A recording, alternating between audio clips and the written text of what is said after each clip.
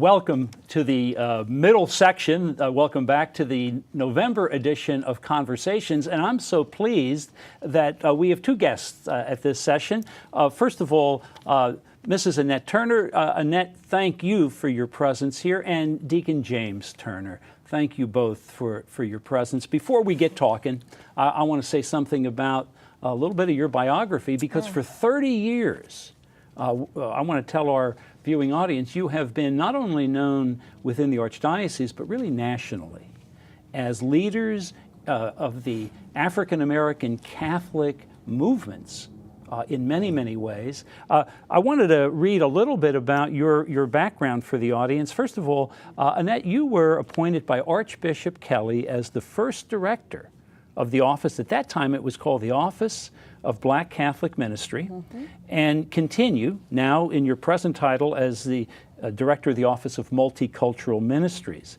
I was looking in it, and it was going way back to 1981, where Deacon Turner, you were ordained as a deacon for the church, and prior to that, the preparation you both went through for that.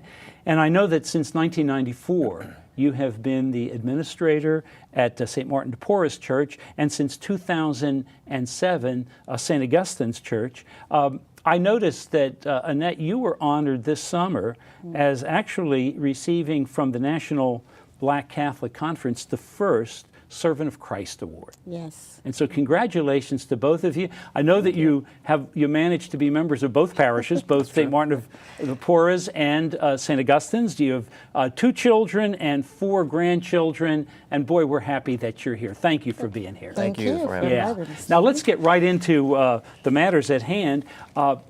There's a great history, and we're part of it within the Archdiocese, of what we have come to be calling the National Black Catholic Congress. Tell us a little bit about that history.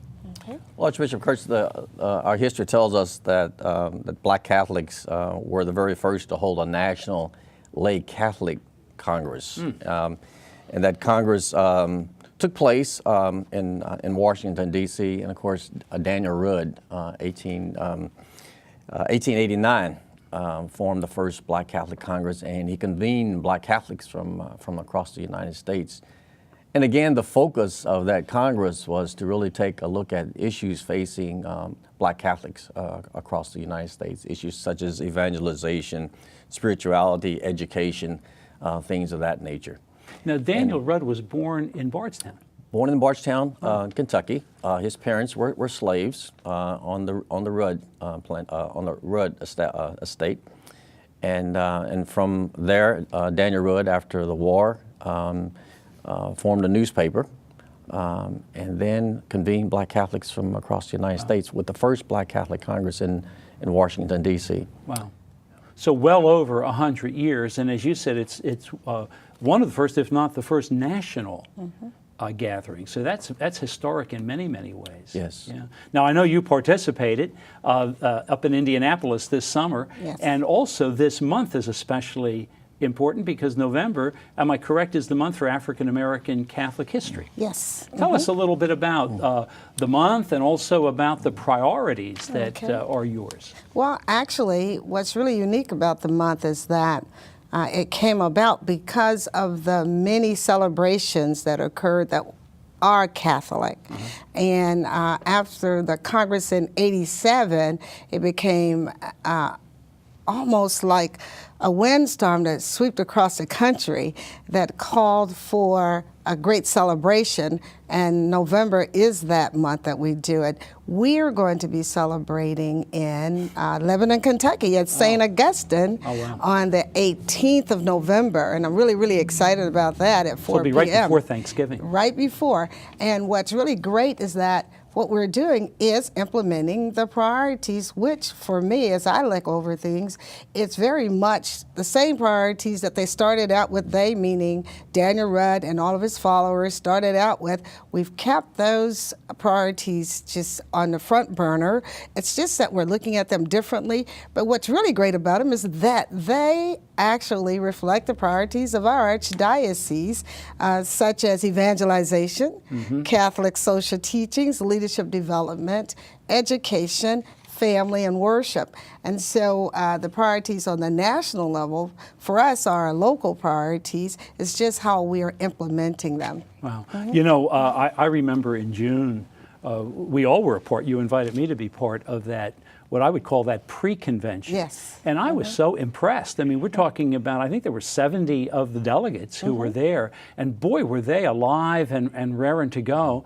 And I know what I really like is that you're planning now, I'll be part of the one December 1st. Tell us a little bit about what's on the threshold here. Okay. Well, you know, when we left to go to Congress, unlike many archdioceses and dioceses, we had a plan to come back home right away and share the good news with all of the Catholics in our community, not just Black Catholics. And so we knew coming back that we were going to have December the 1st and that you were going to be a part of it. And the whole theme is faith engaged with the focus on actually the priorities. But what's really great about that day is that we're going to be having it at Flagey. Oh, good. And it's from 8 until 8 p.m. because you always end with a big family reunion.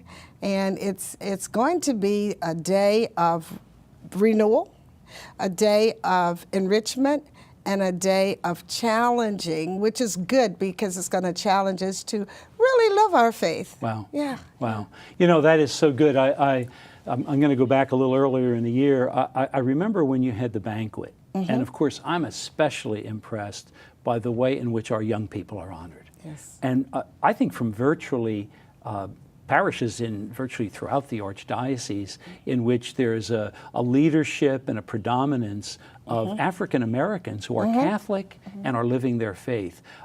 Tell me a little bit about that, because was this the 25th that we just had? Absolutely. We started this before we had an office, so it predates the office, and it came about under the Black Catholic Planning Commission under Deacon Turner and a group of volunteers. But what was really great, we didn't have to wait for the National Black Catholic Congress to tell us that this was something that we needed, but we knew, and I say we, actually I came along for the ride for the first one, but that we knew that this needed to be done because it does a couple of things, and we've been very successful at it. One, it gathers the family, the Catholic family, not just specific communities, but the Catholic family. Two, it provides opportunities for us to really help to promote Catholic education and secondary ed. And so those reasons are great reasons to gather, and we've been very successful at it. Well, the spirit is there. Deacon Turner, I think one thing that especially is admirable about both you and Annette is the way in which you work as a team, but also the gift of the diaconate that you live out in your administration. I love coming to both of your parishes. Thank you. And boy, do people love you. Thank you. So thank you so much for that leadership. And it's hard to believe it was 1981 that you were ordained as a deacon. That's correct, Archbishop, Yeah. And it's been a joy. It's been a privilege to serve the church. We both love the church, and while others may think of this being work, this is, for us, a great opportunity for us to share our gifts and talents that the Lord has so graciously blessed us with. Well, let me say this. As you mark your 30th anniversary of service on a national level, I hope this is also the first step of the next 30 years. Thank you so much. I do want to thank you both for your leadership, and You're quite thanks so welcome. much for being part of this time of conversation. Thank you. Thank you, Archbishop. And I'd like to thank you who are part of the viewing audience for being part of this middle segment of the November edition of Conversations. Please stay tuned for the final segment that will be with you in just a moment.